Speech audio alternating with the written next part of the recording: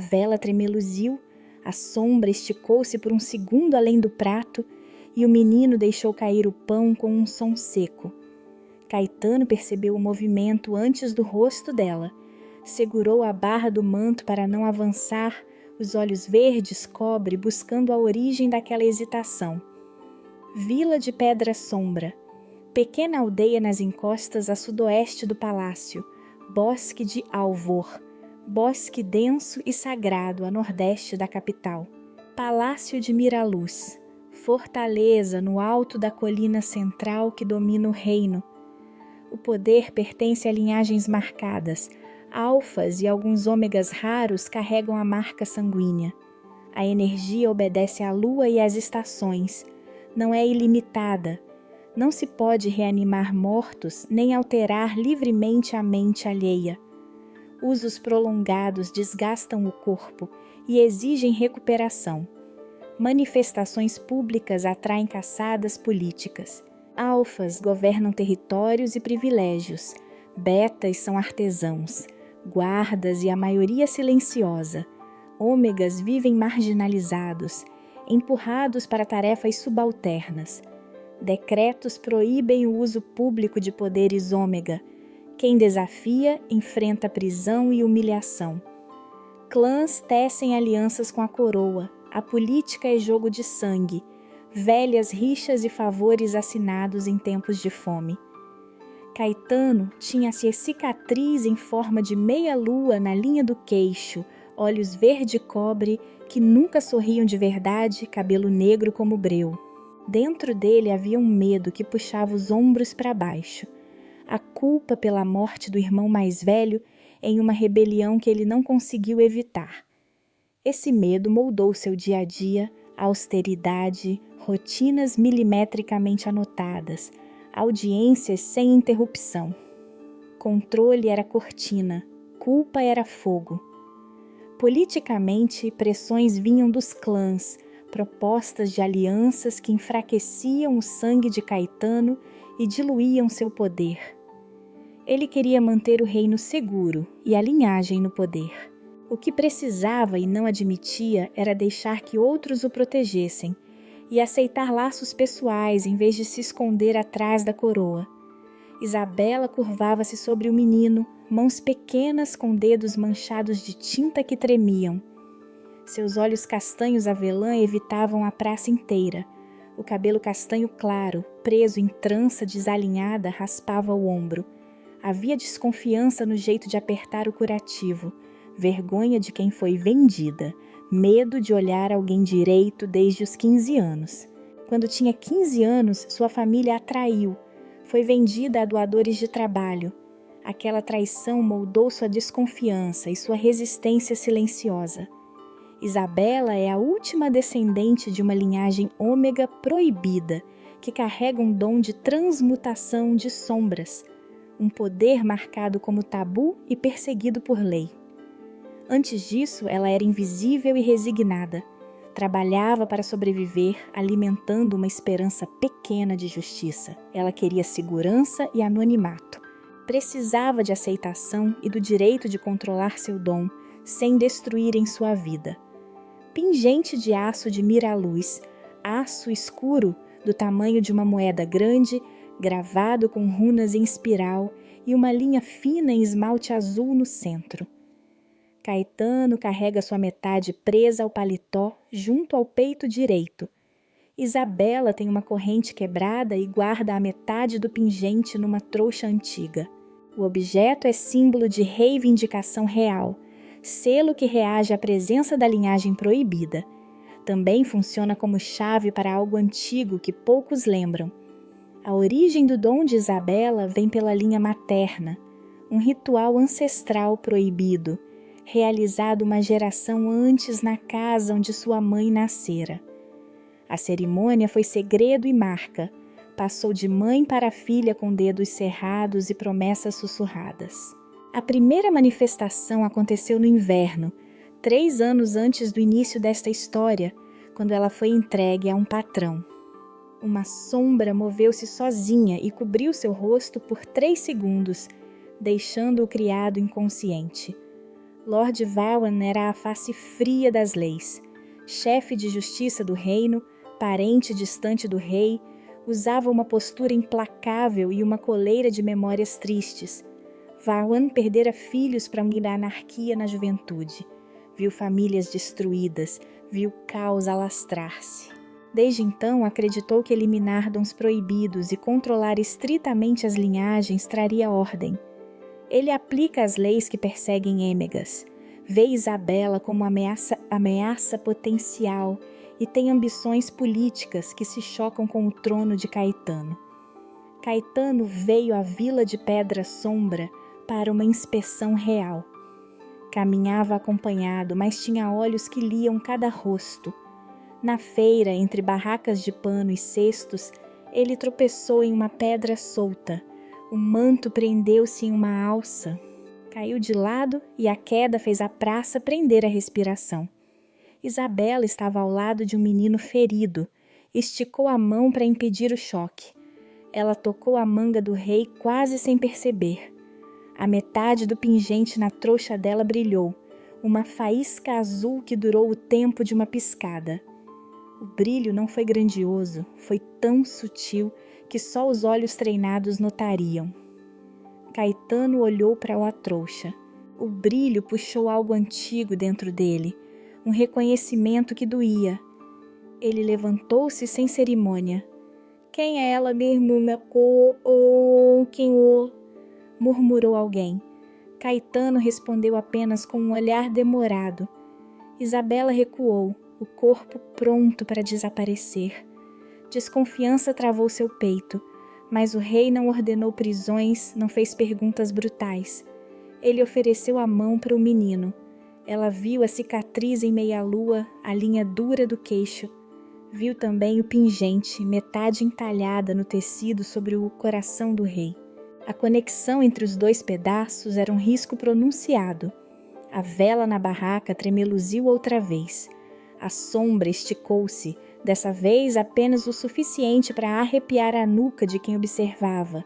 A cena ficou gravada como um risco. O poder de Isabela manifestando-se em pequena escala. O símbolo de Miraluz respondendo. O rei preso entre dever e intuição. Vahan, em outra sala do palácio, estudava registros e gemidos antigos. Ele sentia que algo se movia nas margens do reino.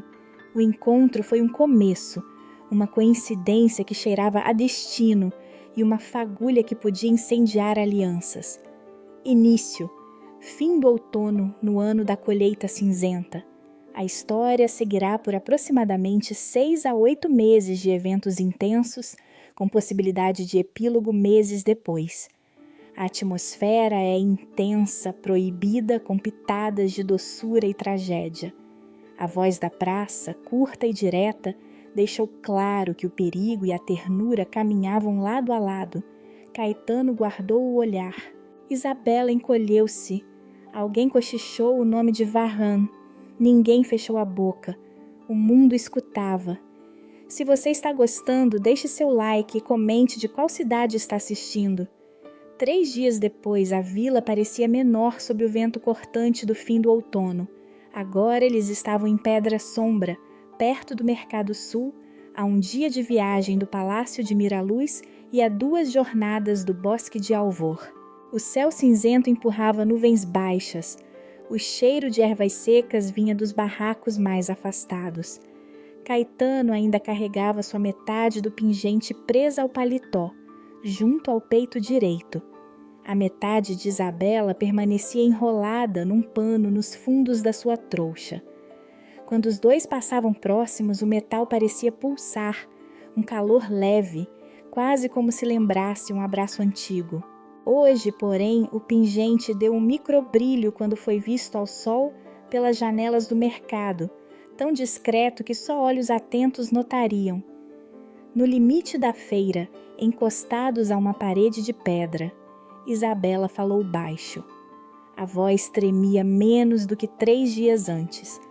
Ela contou um medo que nunca havia dito em voz alta. O temor de que, se fosse descoberta, a marca nas sombras a tornaria escrava novamente, ou pior, objeto de experiências e humilhações públicas. Falou da mãe, levada numa noite sem estrelas. Falou das promessas sussurradas que não cumprira. Não pediu abrigo. Pediu que, se algo acontecesse, ao menos protegessem seu nome da lista de condenados. Caetano ouviu. Seus dedos procuraram o pingente sem tocar. Gesto automático, privado. Ele hesitou antes de responder com palavras. Então, com a voz baixa, ordenou a um escriba real que o acompanhara disfarçado, que registrasse um despacho de proteção temporária. Isabela seria acolhida sob vigilância real como assistente temporária do inspetor do mercado. A ação foi simples, concreta. Um selo, uma assinatura. Um documento curto que mudou sua situação de serva anônima para pessoa sob custódia do rei. Isabela respirou, surpresa pela audácia do gesto. A decisão de confiar se materializou num pequeno gesto. Ela deixou o pano deslizar sobre a metade do pingente e pela primeira vez não puxou de volta. Caetano mostrou dúvida nos olhos, dúvidas sobre suas políticas, sobre as leis rígidas que Varran defendia, e ainda assim escolheu uma proteção que podia custar-lhe apoio no conselho. Isabela, por sua vez, mostrou decisão. Sua desconfiança cedeu um palmo, aceitou a proteção, sabendo que era risco calculado. A resposta externa foi imediata. 2 guardas do posto, reticentes, apareceram para executar uma ordem de detenção datada daquela manhã. Um jovem acusado de possuir traços ômega. Caetano interveio sem arrogância. O senhor se detém. A frase bastou. Ele usou seu peso para suspender a prisão até nova ordem do palácio. Os guardas baixaram as lanças, trocando olhares. Um sussurro percorreu a feira, rumores como faíscas. Os murmuradores do conselho reagiriam. A ação clara de Caetano atrasou uma detenção, mas lançou uma sombra sobre ele. Um dos conselheiros que passara pela praça anotou o ocorrido e fez menção de levar a notícia a Lord Varran. Em Miraluz, Varran colecionava motivos para desconfiança. O gesto do rei seria examinado. A proteção abrira uma porta que, por sua vez, acionaria um escrutínio formal. Cada solução parcial criava um novo obstáculo. Foi nesse momento que ela apareceu, Maia. Entrou empurrando um cesto cheio de ervas, pele sulcada, cabelos prateados presos em trança grossa que batia no ombro quando ela se inclinou. Um laço de couro segurava um pequeno frasco verde junto ao cinto. Ao tropeçar, deixou cair um pergaminho enrolado. O sistema nervoso da feira notou primeiro o cheiro, alfazema, arruda e algo mais ácido. Depois os olhos. Maia tinha mãos manchadas de seiva e um olhar que já vira sangue e medo. Ela recolheu o pergaminho com movimentos rápidos, olhos fixos em Isabela. Vi o metal, disse sem perguntas. A voz era firme, carregada de créditos antigos. Aço de Miraluz. Maia movia-se com a urgência de quem buscava redenção. Havia escondido ômegas no passado, havia pagado com ostracismo por isso. Agora vinha oferecer ajuda. Quando Maia tocou o pano que protegia a metade do pingente, o microbrilho aconteceu de novo, mais pronunciado sob a ponta dos dedos experientes. Ela sorriu, uma linha curta. Não é só um selo real, é ponte. Falou da lenda que cercava o pingente, que o metal forjado em tempos em que linhagens e rituais se entrelaçavam, reconhecia o sangue e os ritos antigos. Suas palavras não explicaram tudo, mas trouxeram significado novo ao objeto. Para Isabela, a menção da ponte saiu como promessa. Para Caetano, foi alerta. Maia não ofereceu milagres. Propôs remédios do bosque de Alvor, xaropes de erva do sono e emplastros de raiz de carqueja, e instruções para disfarçar manifestações pequenas. Conscientizou sobre riscos.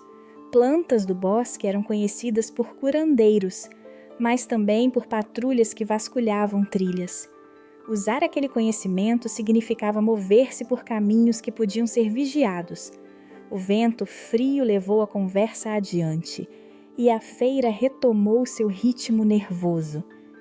Enquanto isso, patrulhas da cidade observavam. O tenente que havia recebido a ordem de suspender a detenção olhou para Caetano com respeito contido e medo. Fora do mercado, um mensageiro subiu a ladeira com pressa. Varran exigiria relatórios. A proteção real, embora imediata, plantara no palácio a semente de uma investigação formal. Ao final da tarde, Isabela voltou para o alojamento que emprestavam a trabalhadores registrados.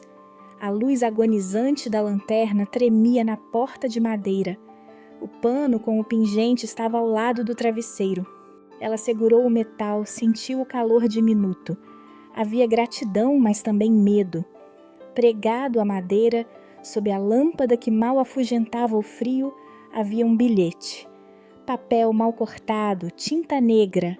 As palavras eram diretas, afiadas. A caça começou. Entregue-se ou serás levada nas sombras. Isabela sentiu o estômago apertar. Caetano, do outro lado da rua, viu a linha de fumaça subir das chaminés e soube que aquela noite não seria tranquila.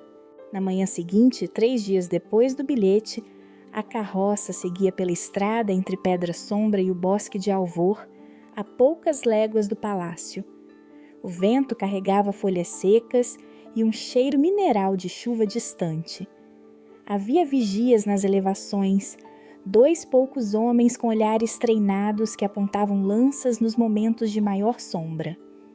Uma sentinela do palácio havia deixado instruções: manter rotina curta, evitar estalagens notórias e cruzar trilhas com alerta dobrado. Isabela carregava a metade do pingente, agora presa ao pescoço por uma correia rústica, contra o corpo, sob o xale. Caetano mantinha a outra metade no paletó, junto ao peito direito. Durante a viagem, o metal esquentou por um instante, como se reconhecesse a presença do outro. Um som leve, quase um tilintar de fio contra fio, escapou quando a roda bateu numa raiz. O som foi tão curto que quase se confundiu com o ranger da madeira. Isabela apertou o pingente. O calor subiu na garganta. No interior abafado da carroça, com lanternas veladas para não chamar atenção, aconteceu uma conversa que nenhum guarda ouviria. Caetano falou primeiro, baixo, como quem pesa cada sílaba. Contou de um inverno em que fez promessas ao irmão e de como a promessa falhou. Falou da culpa que o empurrou para uma vida de ordens e solidão.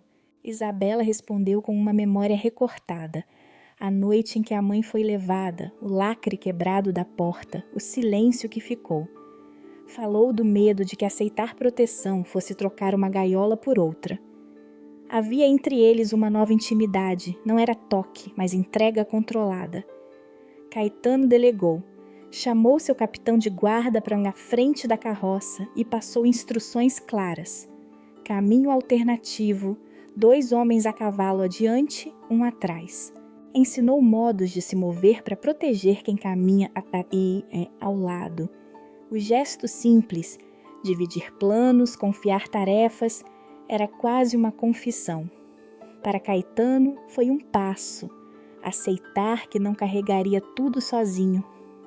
Para Isabela, aceitar a ajuda pública pela primeira vez significou enfrentar olhos e boatos. Ela testou limites ao permitir que o capitão escolhesse um trajeto que passava por uma estalagem comum, sabendo que seria observada. As estradas tinham patrulhas regulares, pequenos postos com bandeirolas queimadas marcavam lugares onde os vigias do palácio inspecionavam mercadorias e identidades. Havia também rumores nas estalagens, sussurros sobre ômegas escondidos, manchetes cortadas de boatos que vinham do sul. Quem viajava agora sentia que olhavam diferente. Fauna selvagem rondava os troncos, raposas que sumiam como fumaça, e aves que batiam asas de forma abrupta quando humanos se aproximavam. Tudo tornava a marcha tensa. Foi um mercador que quebrou a monotonia da manhã. Apareceu na encosta com olhos oblíquos, pele curtida pelo sol e um sobretudo de couro que cheirava a azeite e especiarias. Ele conhecia atalhos e fez um favor, salvou os cavalos que quase despencaram em um atoleiro. Em troca, pediu informação.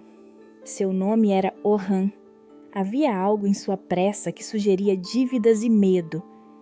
Orhan tocou a correia do pingente com curiosidade. Perguntou pelo símbolo sem muita cerimônia. Sua motivação ficou clara. Queria saber se havia recompensa. A presença dele trouxe vantagem e risco. Quando o sol quis cair sobre as copas, a emboscada aconteceu. Homens encapuzados saltaram das moitas, como sombras que tomam forma. O primeiro golpe foi de surpresa. O capitão gritou ordens. Caetano apontou, hesitou e depois determinou posições. Não pôde liderar tudo sozinho. Teve de confiar em planos que não eram só dele. Soldados responderam. Hastes de madeira quebraram. Lanças cruzaram. Um guardião caiu, um homem alto com cicatriz no nariz, e não se levantou direito. Sangue manchou a palha da carroça. O laço na perna do guarda fora atingido. Ele urrou e ficou manco. O som ecoou como uma sentença. Orhan aproveitou o caos. Enquanto lutavam para afastar os atacantes, viu a bolsa pendurada junto ao assento e a enfiou sob o manto. Ninguém percebeu na correria, exceto Isabela, que sentiu o puxão do destino.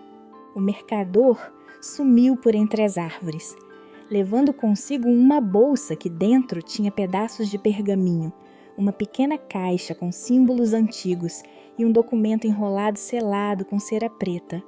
Havia também um bilhete cifrado que sugeria ligações perigosas.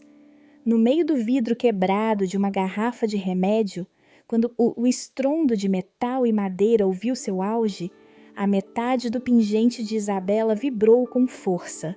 Um estalo fino percorreu o metal. Uma microfissura apareceu na borda, tão pequena quanto a ponta de uma navalha, e começou a crescer, quase imperceptível. Isabela fechou os dedos sobre o pingente como se pudesse segurá-lo inteiro. O ruído e o dano palpável do objeto ligado à linhagem proibida refletiam a tensão que crescia entre eles. Quando os atacantes fugiram, deixaram um rastro de poeira e perguntas. O guarda ferido seria para sempre lembrado pela mancha no gaito, uma perna que não curaria direito. A bolsa perdida continha a chave que faltaria mais adiante, documentos sobre rituais antigos, nomes de antigos participantes, um selo do palácio. Alguém em Miraluz assinara com um emblema que ninguém fora capaz de explicar ainda. No breu que seguia o ataque, enquanto instalavam fogueiras para curar feridas e contavam perdas, Caetano segurou Isabela por um instante. Não falou. O gesto disse: eu falhei em proteger, mas não desistirei. Um mensageiro trouxe notícia ao anoitecer. Um pedaço do papel que caiu da bolsa fora encontrado preso no galho de um carvalho, uma linha de cifras e, no canto, a marca de um brasão que lembrava Miraluz. O ar ficou denso. Alguém no palácio sabia da linhagem proibida. A carroça parou. O mundo inteiro pareceu diminuir para essa largura de um pingente rachado e uma palavra cifrada. Uma semana se passou desde o ataque na estrada. No bosque de Alvor, dentro de uma clareira sagrada, uma jornada de um dia do palácio, o vento trazia o cheiro de lodo e cobre. A luz que atravessava os ramos era fraca. A lua vinha cedo, cortando as folhas com lâminas de prata. O pingente agora estava guardado pela curandeira Maia. Ela o mantinha enrolado em pano de linho e cravado num pequeno altar de pedra, ao lado de musgo prateado e um frasco de seiva. A fissura que surgira depois da emboscada era visível na borda do metal.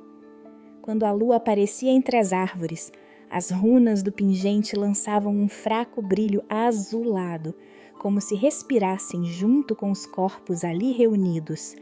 Maia propôs um ritual simples, antigo do bosque. Não havia feitiço grandioso, só confiança. Descalços sobre tapetes de musgo, Caetano e Isabela sentaram-se frente a frente. Maia aspergiu água de lichen, que cheirava aí a chuva, e pediu que trocassem sopros, um ato para marcar presença do outro no próprio corpo. Isabela hesitou. Depois, sem alarde, colocou a mão sobre a palma dele. O gesto era pequeno, grosso e sincero. Pela primeira vez tocou a mão de Caetano sem retirar-se. Caetano abriu a voz. Constrição e arrependimento vieram juntos. Admitiu uma falha estratégica do passado, não a mesma que guardava em faces fechadas, mas uma que era nova entre eles. A noite em que recusou um pedido de fuga para simpatizantes da linhagem. Um cálculo que resultou em mortes. Falou sem desculpas. Falou porque precisava que Isabela soubesse que fragilidade vinha de responsabilidade. As palavras cortaram o ar. Isabela ouviu e o toque entre eles não foi só calor, foi pacto. Maia passou o pingente da mão de Caetano à de Isabela. Ao receber o metal, Isabela sentiu o brilho da runa urrar baixo como um sino. O azul aumentou por um triz quando a lua se abriu no céu. Maia entoou versos curtos, invocações ao território vivo do bosque, menções ao costume que obriga quem traíre a entregar o símbolo ao carvalho mais alto. A fauna respondeu. Uma raposa uivou distante. Corujas se acotovelaram em galhos. Esses sons serviam como prova para o ritual, testemunhas do bosque. O costume antigo dizia que só o bosque podia julgar quem quebrara votos entre linhagens. O acerto íntimo dos dois foi testado rápido. Notícias vinham das aldeias. Caçadores de recompensa viam na linhagem proibida uma fonte de renda. Olhares vigiaram os trilhos. Em pouco, uma patrulha se aproximou, liderada por um conselheiro desconfiado. Ruen, homem de voz cortante e olhos que não esqueciam nomes. Ruen exigiu verificar documentos. Caetano apresentou ordens reais. Deixou claro que havia proteção momentânea. Ruen sorriu vazio. Era um teste de respeito público. Ele demorou. Inspecionou os homens, olhou os bolsos, fez perguntas sobre rotas e aliados do leste, inimigos antigos mencionados apenas em sussurros. A tensão espessou. Enquanto a patrulha se arrastava em formalidades, um jovem mensageiro chegou ao acampamento. Tinha cicatriz no rosto, linha branca desde a sobrancelha até a bochecha, olhos espertos. Veio do palácio. O desejo por ascensão tremulava nele, procurava favores, provas de lealdade. Entregou um rolo curto. Nele havia uma ordem. Isabela deveria ser conduzida ao palácio para interrogatório. Uma convocação assinada por um conselheiro menor e carimbada com pressa. O mensageiro sorriu como quem espera recompensa. Sua presença complicou tudo. Caetano viu a escolha na ponta da pena.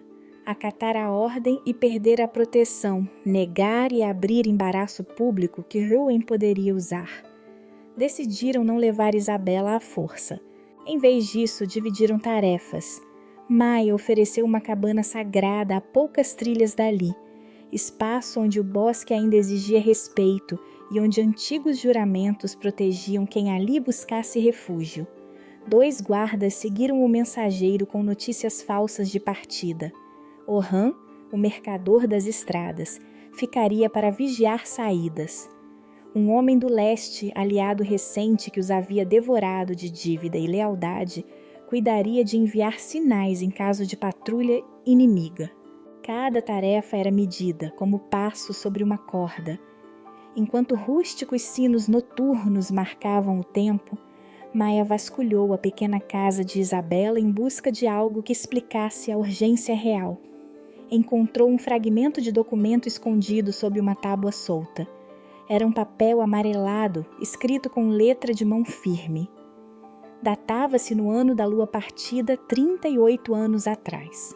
Assinado por Lord Hiram Miraluz, o texto reconhecia um pacto.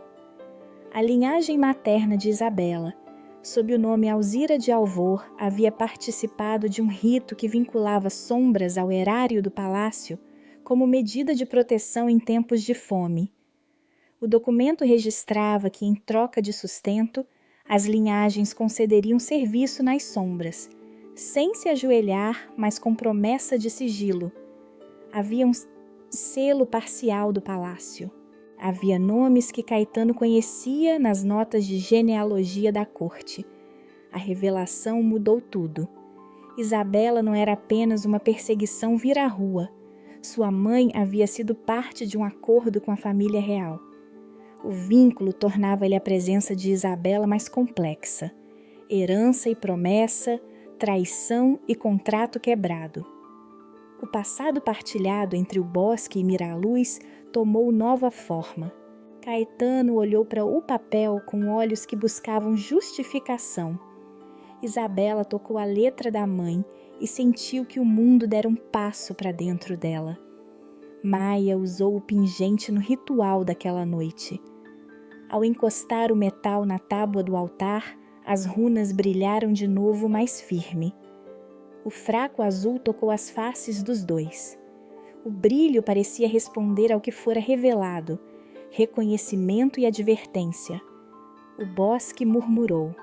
O acampamento prendeu a respiração. Quando as chamas da fogueira lançaram sombras longas, um mensageiro diferente, ofegante, emergiu da trilha.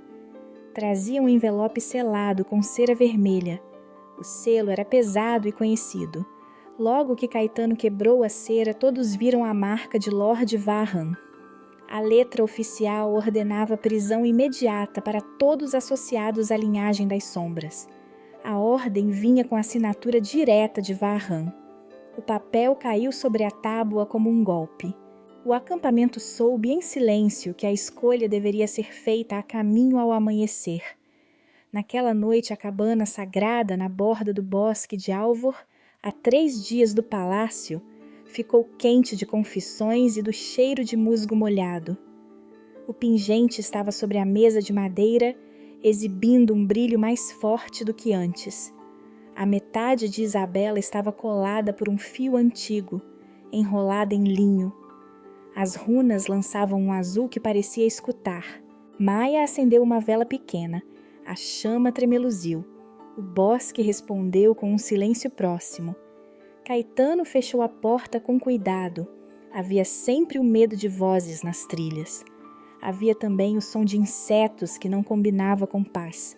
Uma mosca que insistia perto da janela, formigas vindo em fila fina pela fresta. Pequenos sinais de vigilância ou simplesmente do mundo vivo. Ainda assim, dentro da cabana, decidiram enfrentar algo maior, o passado. Isabela abriu uma caixa de madeira que trouxera escondida. Tirou dali um pedaço de tecido amarelecido, um fio de cabelo preso com cera e um bilhete dobrado. A letra era da mãe dela, retalhos de canções, promessas e um verso rabiscado. Cuida do som das sombras para que ele não nos arraste. Ela entregou o fio a Caetano com as mãos que tremiam menos do que antes. Não foi um abraço, foi entrega de parte de si. Ele segurou o fio entre os dedos, sentiu o suor frio e o cheiro de lã antiga. Fechou os olhos e descreveu o gesto como se pintasse luz. O fio tem o cheiro de chá forte e do queijo que Alzira guardava na madrugada. Há um nó que ela fazia quando cantava sozinha. A voz dele era baixa, era íntima. Depois Caetano desenrolou o bilhete e leu em voz alta. A leitura trouxe sons, o farfalhar de papel, a respiração da mulher em linha, como se a cabana guardasse recordações. Isabela chorou. As lágrimas caíram silenciosas sobre as palmas. Caetano segurou a mão dela, Descreveu a água que corria no rosto dela, o som contido do soluço. Não ofereceu palavras vazias. Contou uma promessa que fizera ao irmão morto, confessando a impossibilidade de cumprir tudo. Ela ouviu e pela primeira vez desde que ele entrara em sua vida riu, um riso curto, surpreso, fugindo da sombra da vergonha. Riu porque sentiu que poderia ter futuro além do medo. Eu quero mais, disse Caetano, quando a última linha foi lida. Não apenas manter um trono. Quero aprender a não empilhar anos de dor como tijolos. Quero alguém que me lembre do que não sei perguntar. A frase caiu entre eles. Isabela olhou para o homem que governava e viu por um segundo um homem inteiro querendo outra coisa. O riso dela foi resposta e consolo, mas a entrega de Isabela trouxe consequências imediatas. Ela deu a Caetano um anel pequeno, de prata escurecida, havia sido de sua mãe. Pediu que ele guardasse. O gesto era um voto, confiar um nome, um rosto, um legado. Caetano prendeu o anel dentro do colete junto ao pingente. Sentiu o metal bater no peito como um compasso. Lá fora, o bosque não era apenas testemunha, era rede. As tradições antigas ditavam que quem buscava abrigo no carvalho silvestre carregava a atenção dos deuses das trilhas. Pessoas do vilarejo interpretavam a presença do rei como favor. Em Pedra Sombra, as bocas murmuravam que o rei havia escolhido companhia. No conselho, as mensagens chegaram como flechas. Mensageiros citavam ordens, notícias, reações. Alguns viam favor, outros viam perigo. Veio então um homem novo à cabana, um guarda veterano chamado Eldan. Chegou suado, com botas enlameadas e olhos que tinham visto longas guerras. Não se apresentou com polidez. Colocou um mapa sobre a mesa e apontou trilhas. Vi pegadas demais para serem de mercadores, disse. Alguém segue de longe, não querem matar, querem provar um ponto. Eldan queria proteger antigos amigos. Temia que Isabela virasse troféu político, usada para humilhar e amarrar votos no conselho. Sua voz era firme. Seus dedos marcavam as rotas no mapa. Enquanto Eldan falava, Caetano e Isabela ajustaram planos. Dividiram vigias, mandaram Orhan para despistar rotas. Pediram a Maia que reforçasse sentinelas no atalho norte. Cada ação diminuiu o perigo imediato, mas abriu nova possibilidade, a aproximação de quem olhava e contava passos. Houve outro risco. Helon, um aliado do rei, que se sentira preterido nas últimas decisões, notou as mudanças, viu o anel, ouviu o rumor, registrou a intimidade. Seu ciúme não era apenas pessoal, era político. Ele temia que qualquer laço de Caetano com a linhagem das sombras enfraquecesse posições que Helon almejava. Motivado por cálculo e rancor, Helon procurou uma brecha. Enviou um mensageiro discreto ao sul com instruções para Varran. Mandou provas que exageravam proximidade, omitiu fatos sobre o pacto antigo e sugeriu que a hora era boa para agir. No fim da noite, então, o pingente respondeu. Enquanto Isabela contava uma canção que sua mãe costumava cantar, as runas vibraram mais forte. Um sussurro fraco saiu do metal, uma palavra quase inaudível, como se alguém do passado tivesse dito o nome dela.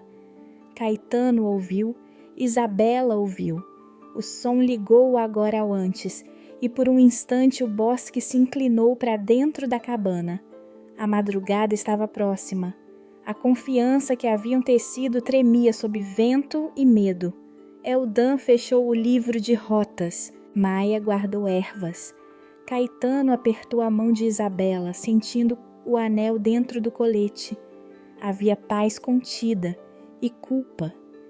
Quando o primeiro homem voltou à trilha com o selo de Helon nas mãos, trouxe notícia curta e precisa.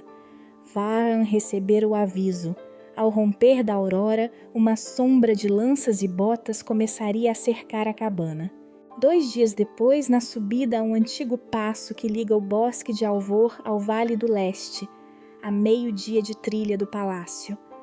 O vento já trazia gelo, os galhos rangiam, pedras soltas saltavam sob as botas. A neve vinha fina no começo, depois pesada como algodão molhado que se prende à pele.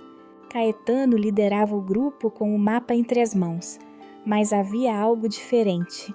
A peça do pingente estava unida temporariamente no peito dele, presa por uma tira de couro que Maia costurara.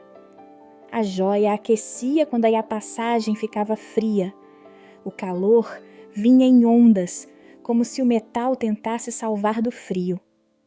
Ao lado dele, Isabela caminhava mais firme, não furtiva, não mais apenas protegida. Escolhera ser a primeira a testar um atalho por uma ravina, amando do guia taciturno que os acompanhava. O homem se chamava Brano, era de olhos claros como gelo, barba por fazer, e um corte fino na sobrancelha direita. Brano aceitara liderá-los por preço e por dívida. Sua motivação era simples, precisava do ouro para pagar um filho preso no sul. A pressa dele deixava marcas nos passos, mas também trouxe conhecimento de trilhas que ninguém mais lembrava. A guarda à retaguarda murmurava. Eldan, apoiado num cajado, caminhava lento. Havia um cansaço novo no rosto do veterano. Caetano notou e ordenou parada antes que a subida exigisse mais. Foi um gesto público diferente. Não deu ordens ríspidas. Fez o que antes tinha dificuldade, ouvir. Na primeira noite, sob pedras que fugiam de estrelas, eles dividiram vigília em silêncio. Não trocaram estratégias aos gritos. Sentaram juntos, ombro a ombro, mãos próximas sobre sacos de lã. Isabela puxou o xale para cobrir os próprios joelhos. Depois esticou a mão sem dizer nada. Caetano colocou a palma por cima queima. Firme. O contato foi breve, sem palavras, mas coordenou algo. O olhar que dizia quem faria o quê, quando levantar e puxar corda. Ela aceitou agir por vontade própria ao propor partir ao amanhecer para recolher lenha e procurar um desfiladeiro protegido. Ele cedeu o comando imediato da escolta a Eldan e tomou para si a tarefa de verificar rotas. Crescimento em 2 gestos simples. Ao romper do 3º dia, uma nuvem escura desceu correndo o vale. O barômetro falava mais alto que o mapa. Brano hesitou. Este caminho guarda vento. Melhor descer a encosta, disse. A escolha foi rápida. Atravessar a crista exposta, ou descer entre pedras, onde avalanches são menos prováveis. Caetano quis esperar. A culpa antiga sussurrava. Escolha errada, e alguém morre por sua ordem. Ele mediu rostos e decidiu pela descida indicada por Brano. Foi uma decisão que pesou nas costas. A avalanche veio como um rugido. Primeiro, uma chuva de pequenas pedras. Depois, um muro de branco que rolou pela garganta do passo. O som esmagou a voz. A joia no peito de Caetano vibrou com força, como se reconhecesse a ameaça. O calor que a peça emitiu subiu pelo colete e amortecia o choque nas costelas. Ainda assim, a massa de neve os pegou de lado, gritos, cordas arrebentando, sacos voando. Uma prateleira de suprimentos despencou para o fundo da ravina. O impacto deixou feridos. Eldan recebeu uma pancada na perna. Caiu com o rosto enterrado em pó branco. Isabela rolou sob uma pedra menor e cortou a palma da mão. Um jovem guarda perdeu parte de um kit de primeiros socorros. A bolsa de ervas de Maia se rompeu. O vento levou as curvas dos pergaminhos. Entre os objetos perdidos estava um rolo que, por azar, contivera anotações sobre rotas seguras e um rastro de nomes. Perder aquilo era perder vantagem. A recuperação foi demora de horas. Isabela não esperou ordens. Subiu o lado mais aberto da ravina, com os dedos cravados em gelo, para buscar um feixe de corda caído. Fez sozinha a manobra de içar Eldam para um leito improvisado. Caetano dirigia a retirada, mas sem o antigo tom de comando que mandava sem ouvir. Ele agradeceu a cada homem que puxava, ofereceu sua capa para cobrir feridos e colocou-se no centro do círculo para ouvir relatos. A cena mostrou o novo homem do trono, cuideiro, não só comando. A tempestade também revelou limites da magia. A lua vinha cedo naquela semana. O frio drenava a energia que poderia facilitar curas. Maia explicou em voz baixa. A energia responde lento no vento cortante.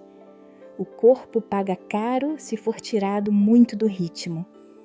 A regra antiga do mundo apareceu nas mãos dela quando enrolou o musgo em volta da perna de Eldam.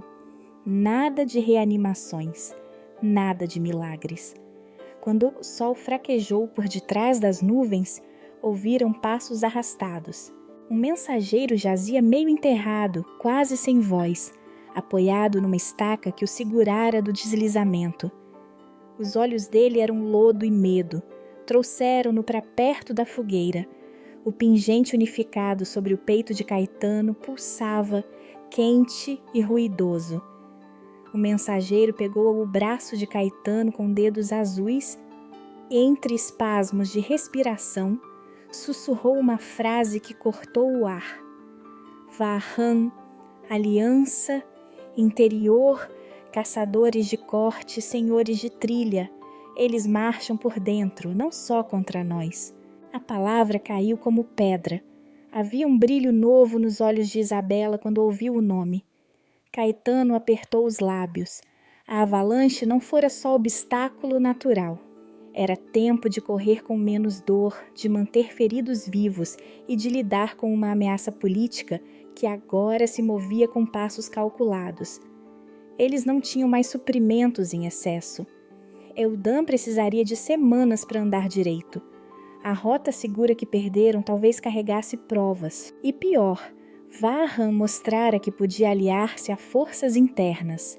A montanha os deixava vulneráveis. O reino os cercava por dentro. A noite caiu pesada. O pingente no peito de Caetano era uma chama mansa no gelo. Isabela limpou o sangue da mão com um pano e sorriu, curto para ele. O gesto dizia: não sou apenas uma coisa a proteger. Ele segurou a mão dela por 3 segundos e, sem palavras, prometeu que deixaria de tomar decisões sozinho. Um vento uivou, um estalo distante como se um destacamento se movesse nas encostas abaixo. E então, quando tudo parecia apenas o cansaço de uma trilha quebrada, o mensageiro tossiu e forçou uma última sílaba. Vahan fez pacto com Helon e o Grêmio dos Caçadores. Vão limpar, começar pelo bosque. Na manhã seguinte à tempestade, o vilarejo ao sopé do paço parecia mais magro. Ainda estavam a 2 jornadas do palácio de Miraluz. O vento varria pólvora de neve e o chão encharcado trazia cheiro de ferro velho. Casas de pedra soltavam fumaça lenta, cães se escondiam em portas. O pingente descansava sob o peito de Caetano, agora com uma marca fina recém-formada na borda, um sulco quase imperceptível como uma cicatriz de juramento. Isabela trazia-lhe a sua metade ao redor do pescoço, reparada por Maia com fio de prata. O fio tremia quando ela respirava. O metal parecia ouvir cada passo. No meio da manhã, foram obrigados a procurar abrigo em uma estalagem de pedra. Havia homens que sussurravam nomes: Vahan, Helon, Caçadores do Sul. Foi ali que Isabela viu o homem que a entregara, um capataz de rosto curtido, olhos baixos, mãos que cheiravam a cerveja e ganho fácil. Ele ria alto com outros, contando histórias de vendas e lucros. Isabela levantou-se, caminhou até a mesa com um passo calmo.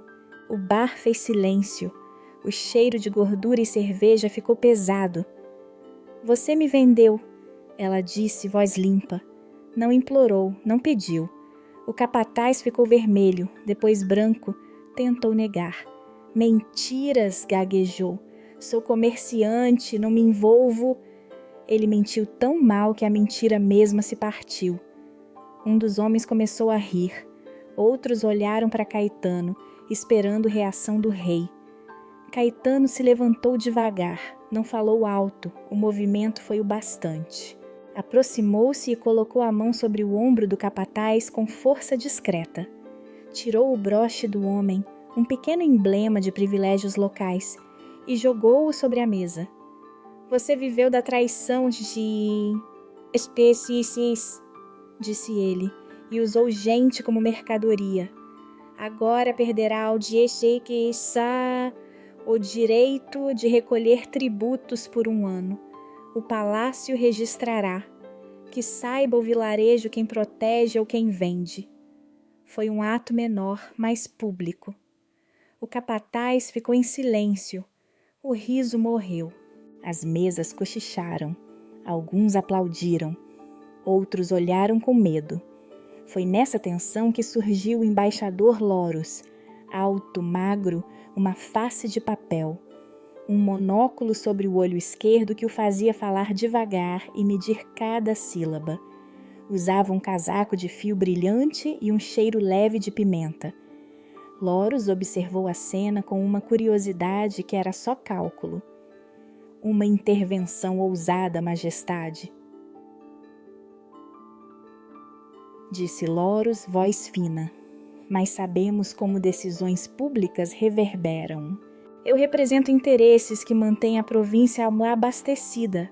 Se o rei desviar forças da rota norte, as caravanas atrasarão. Se as caravanas atrasarem, preços sobem. Há escolhas e escolhas têm preço. Ele sorriu com a boca pequena, olhando Caetano por trás do monóculo. Aquele olhar cortou o ar entre Caetano e Isabela. O rei sentiu a balança pesar. Ele conhecia o acordo com os clãs do norte. Tropas destacadas, rotas seguras, troca de grãos por proteção. Romper isso significava enfraquecer uma aliança que Helon e outros sustentavam. Era uma decisão política com custo real, fronteiras menos vigiadas, impostos perdidos, mercados nervosos. Isabela falou então com a voz que o fogo afia. Eles vêm pelo bosque, disse. Varran tem olhos. Se me levam, usam meu nome para amarrar votos, para arrancar favores. Não é só vida minha. É o bosque, Maia, Eudan, quem escondeu quem. É o pacto que nossa mãe manteve. Caetano olhou para o pingente no seu peito. A nova marca brilhava um fio de azul.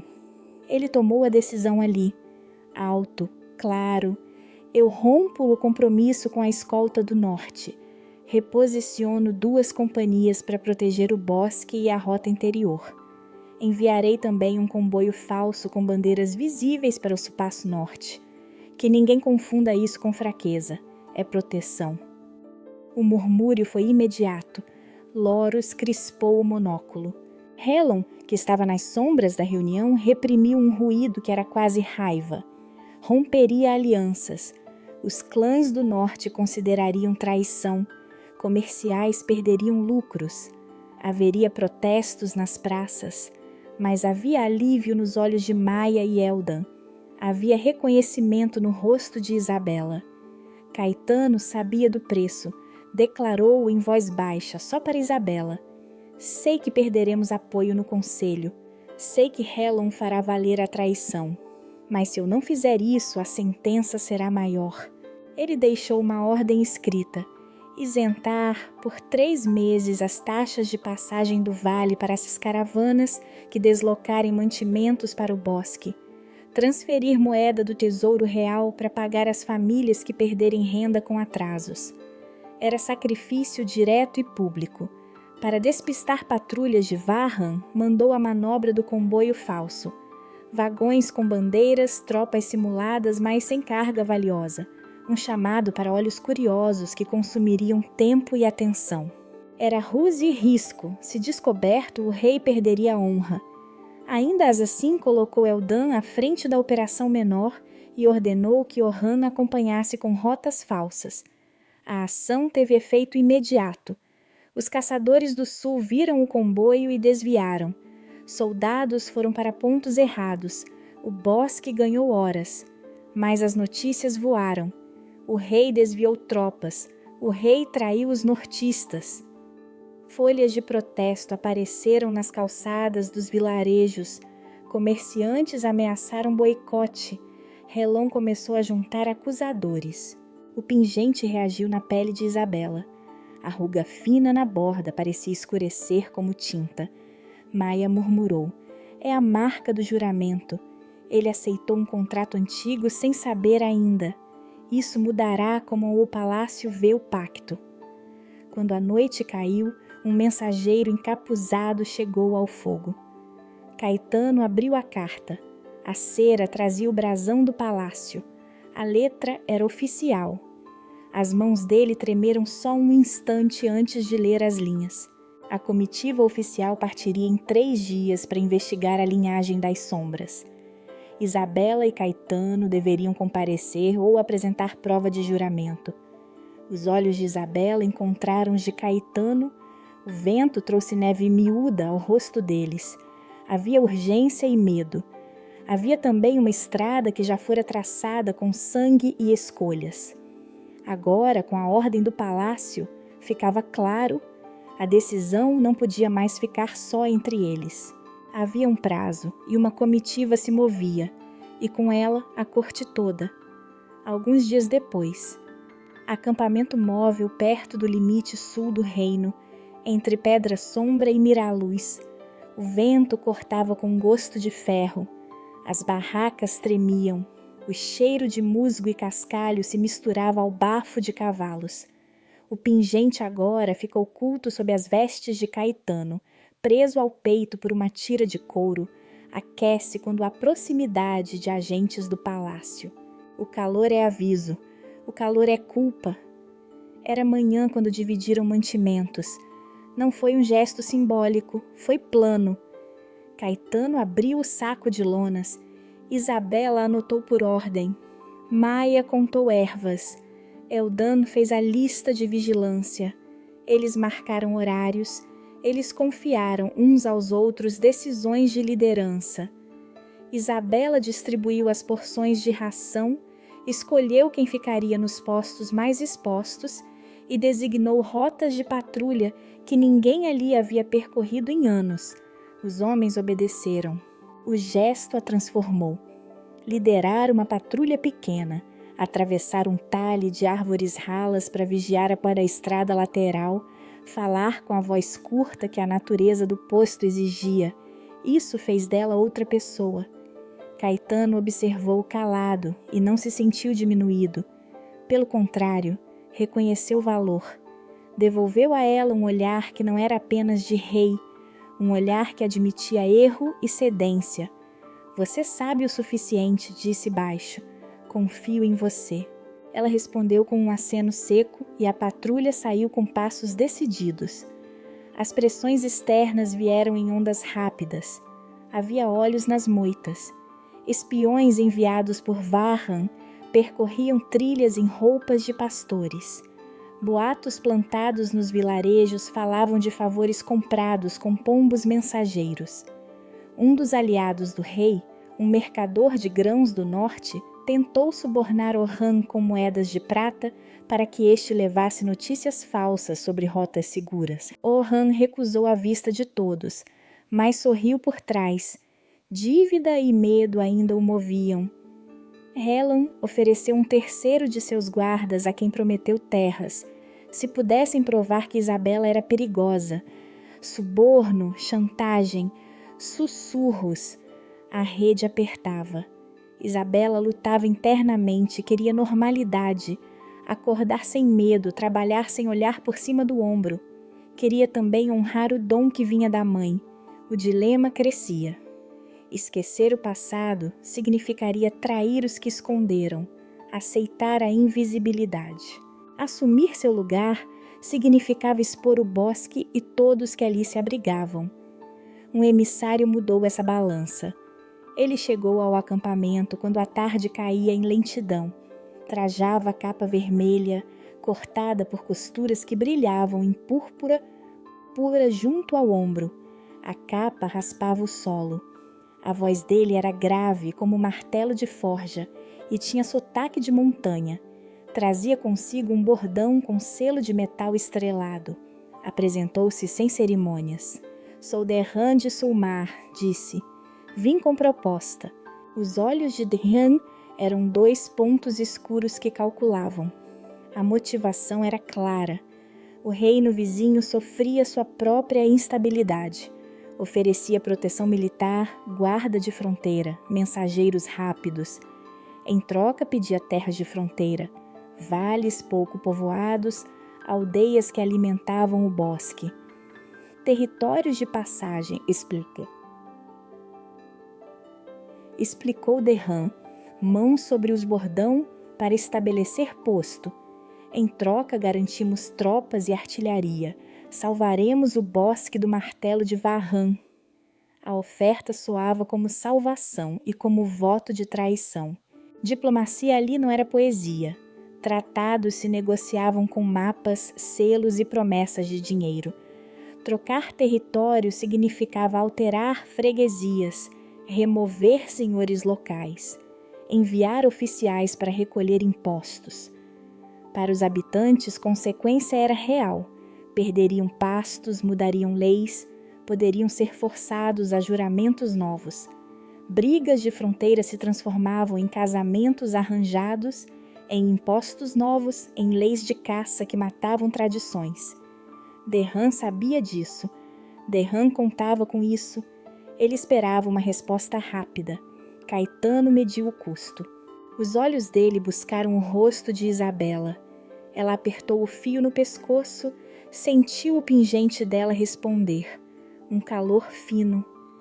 Ao ouvir a proposta, Derran estendeu a mão e, num gesto cerimonial, pousou a palma sobre o peito de Caetano.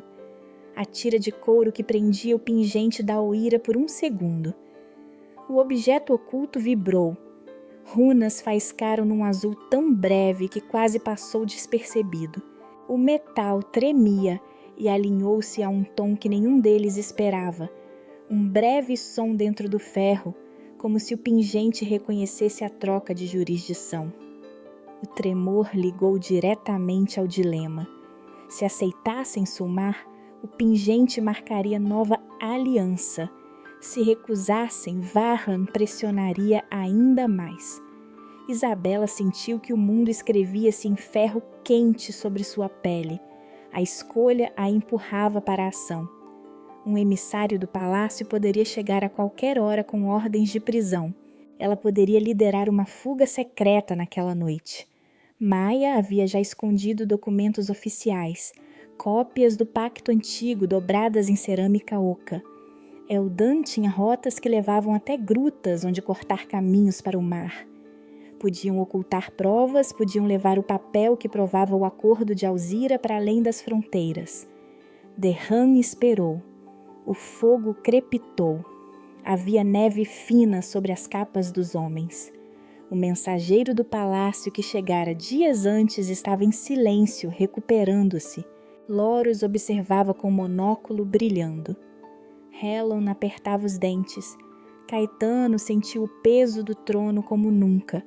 Ele sabia que aceitar significaria perder partes do reino e a calma dos que viviam ali. Recusar poderia significar morrer sob acusações forjadas. Derran falou, voz baixa e direta. Dê-me resposta até amanhã. Minha comitiva parte ao amanhecer para verificar alegações e assegurar fronteiras. Ou nós ou o silêncio de Varran. O ultimato cortou o ar. A decisão teria custo. O prazo era curto. O acampamento prendeu o fôlego. Isabela olhou para o pingente oculto sobre o peito do rei. O metal pulsa, quente, como se já soubesse a resposta que o mundo exigia. 2 semanas depois, no saguão do palácio de Miraluz, o ar parecia pesado como metal aquecido. O conselho estava reunido. Velas altas lançavam lâminas de luz nas faces. O povo nas galerias sussurrava. O vento frio vinha da rampa de pedra. Caetano segurava-se a peça inteira diante de todos. As duas metades do pingente estavam reunidas, presas por uma tira de couro nova. O metal brilhava mais forte do que antes. Um som grave, quase um lamento, saiu da joia quando ele a ergueu. As runas acenderam em azul. O som parou a sala. Ao seu lado, Isabela não estava escondida. Ficou em pé, com o xale preso, a face firme. Pela primeira vez, alguém a via como presença do rei, não apenas como segredo guardado. A mão dela pousou por um segundo na palma dele. Não foi abraço, foi confirmação. Um escriba do arquivo palaciano entrou no espaço entre homens de toga. Chamava-se Miro. Era baixo, com as mãos manchadas de tinta e olhos que não se envergonhavam da fome de verdade. Ele trouxe um rolo amarrado, lacrado, e caminhou com passos que pareciam martelos. Miro não pediu licença. Bateu o rolo na mesa do conselho e deslacrou ali mesmo. Há documentos que o reino deve conhecer, disse ele. A voz era firme. Eu os guardava. Guardei por medo. Hoje trouxe por dever. O rolo continha um registro oficial. Era um livro de nascimentos sigilosos, carimbado com selo do arquivo real. A mão de Miro abriu a página marcada. Leu em voz alta. Registro do ano da lua partida, 25 anos atrás. Entrada 112. Nome: Isabela, registrada como filha natural de princesa Renata Miraluz. Observação: registro feito sob ordem do então chanceler Talor, com autorização de Lord Haran Miraluz. Sigilo por ordem real. A frase caiu como pedra. O salão prendeu o fôlego. Helen piscou. Loros escancarou o monóculo. Varran ficou como ferro aquecido. Miro fez um gesto simples e mostrou outro papel. Uma certidão de reconhecimento parcial, com assinatura antiga e selo gasto. Há provas, disse. Não é boato, está nos arquivos. As runas do pingente reagiram. O brilho azul tornou-se mais intenso e subiu por uma nota mais aguda. O som grave ampliou-se, ecoou nas colunas. Alguns guardas recuaram. A joia parecia confirmar o que a tinta revelava. Era como se o metal chamasse o sangue. Caetano deixou o pingente sobre a mesa. Ficou em pé, a capa raspando o chão. Olhou para os conselheiros um a um. Falou sem cerimônia. Ele não é só um artefato, disse. O pingente responde ao sangue que governa este reino. Esses documentos mostram que a linhagem de Sombra não nasceu fora da corte. Nasceu dentro dela. Isabela é filha de Renata Miraluz, princesa exilada. Isso muda o jogo. O conselho explodiu em vozes. Alguns pediram calma. Outros exigiram que Miro fosse preso por quebra de sigilo. Helen falou com voz de faca. São falsificações, bradou. Jogos para manchar a honra do reino. Loros inclinou-se para Caetano. Majestade, reconhecer isso publicamente quebra pactos antigos. Os clãs do norte, os mercadores, os senhores da fronteira. Eu sei o custo. Caetano cortou. A voz dele estava tensa como corda pronta para o arco. Mas eu não posso varrer a verdade para debaixo do manto. A corte tem responsabilidade sobre o seu passado. Se houve erro, pagaremos com justiça, não com vítimas. Isabela falou sem subir o tom, com a clareza de quem aprendeu a ser ouvida rápido. Não quero tronos, disse. Quero que parem de usar nosso sangue como desculpa. Se há direito, então que se discuta. Se há culpa, que se assuma. A posição dela ali, tão pública, mudou a sala. Caetano defendia-a não só como súdito, mas como algo que ultrapassava o dever. Era escolha pessoal transformada em gesto político. O murmúrio nas galerias virou fúria e simpatia em minutos. Varhan sorriu sem alegria. Levantou-se. Tirou do bolso um papel já assinado. A mão dele não tremia, era a ordem imediata. Pela segurança do reino e por ameaça à ordem pública, declarou: detenham Isabela de Alvor por posse de linhagem proibida e por possível conspiração. Do outro lado do salão, Miro estremeceu. Varhan continuou: e quebrar este segredo é crime. Pelo bem da estabilidade, peço prisão preventiva e traslado a Mira à luz. Helon bateu as palmas. Guardas se movimentaram como ferro aquecido. Um grupo pequeno, leal a Varhan, já puxava capas e se dirigia à saída. A tensão cortava as cordas das vozes. Loros fez sinal para seus homens. Helon sorriu. Era a hora esperada. O plano de Varhan funcionara melhor do que ele tinha imaginado. Revelar a rainha natural em público e usar o choque para prender à prova. E a pessoa, antes que outra facção reagisse. Fora do salão, nas ruas próximas, campainhas começaram a tocar com pressa. Mensageiros montaram e partiram. Nas calçadas, a notícia explodia. Nos becos, sussurros viravam ordens. Caetano teve um segundo. Olhou para Isabela. O pingente no centro da mesa soou um tom baixo, quase como um coração. Ele podia recuar, podia ceder à lei dura de Varhan, podia salvar votos, tramar acordos, ou podia enfrentar a ordem. A sala esperou pela escolha do rei. Do lado de fora, sinais de movimento, cavalos de uma facção já se alinhavam. Havia luzes acesas em armaduras. Uma voz lá fora gritou ordens que pareciam marcadas por aço. Varhan levantou a pena e declarou novamente: detenção imediata, que se cumpra sem resistência. O destino vinha num selo de papel e num toque de aço. A noite prometia ação.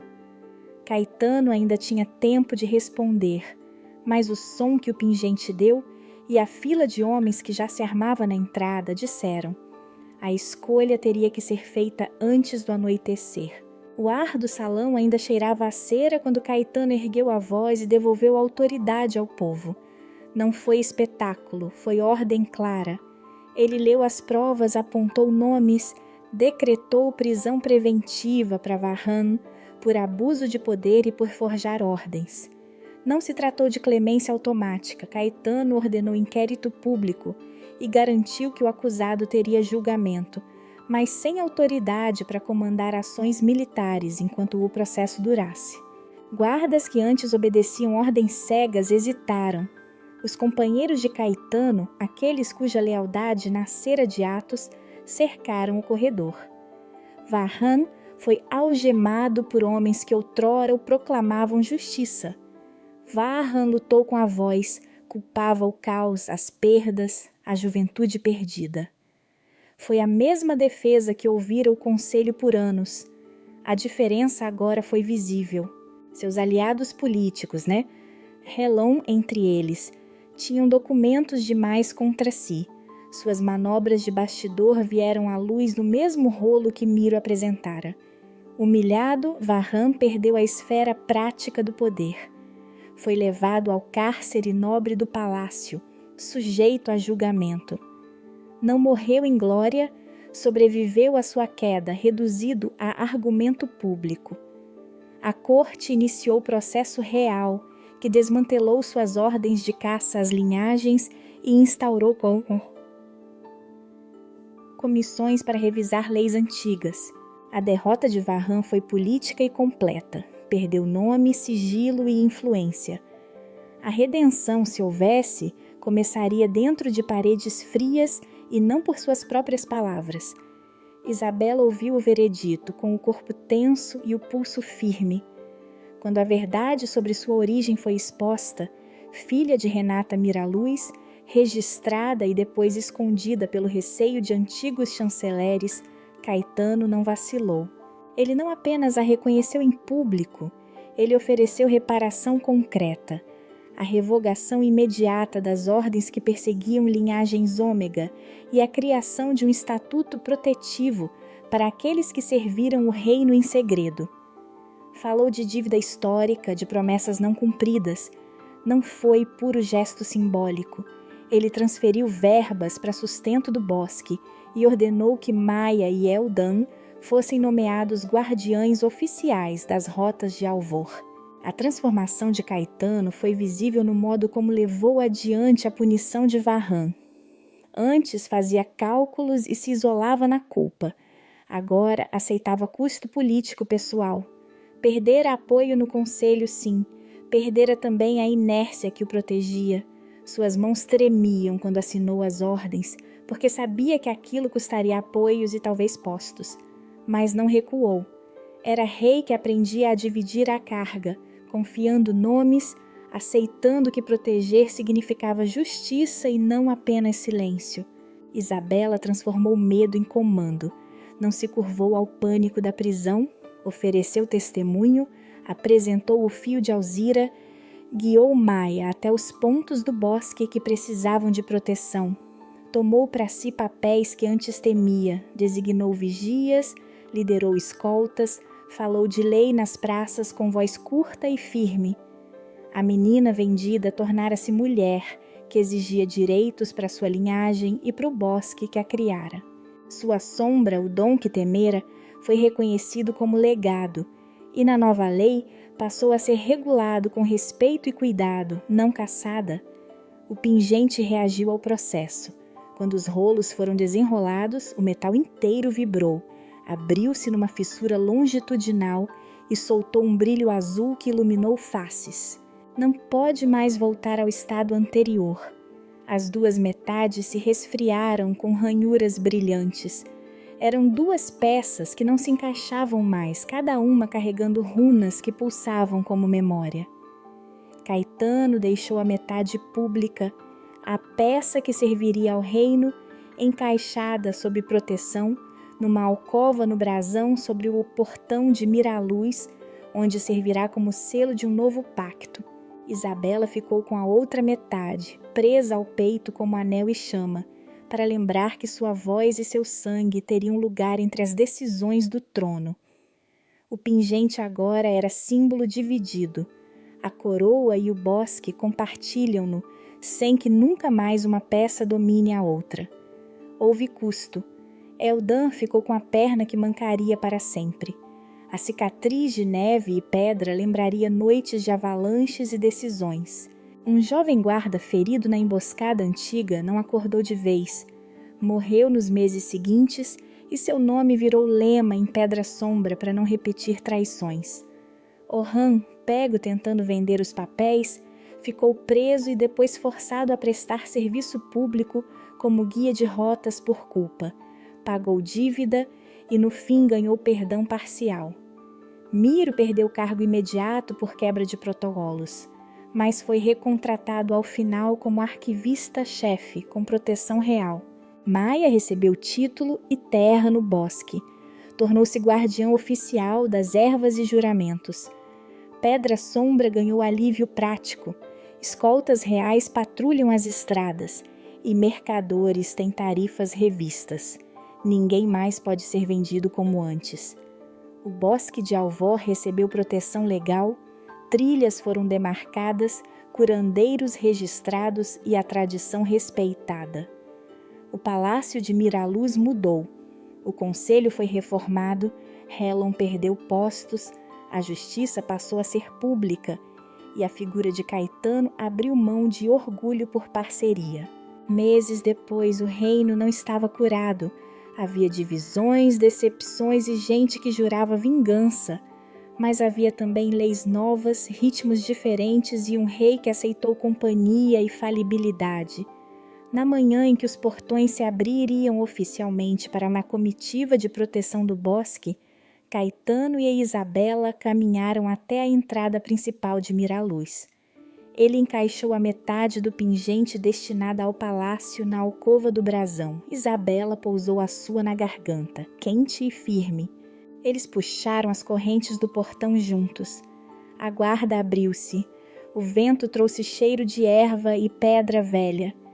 Isabela olhou para Caetano e disse: promete que ouvirá antes de decidir. Caetano segurou a mão dela, apertou-a com a mesma firmeza com que assinara sentenças. Prometo aprender com você.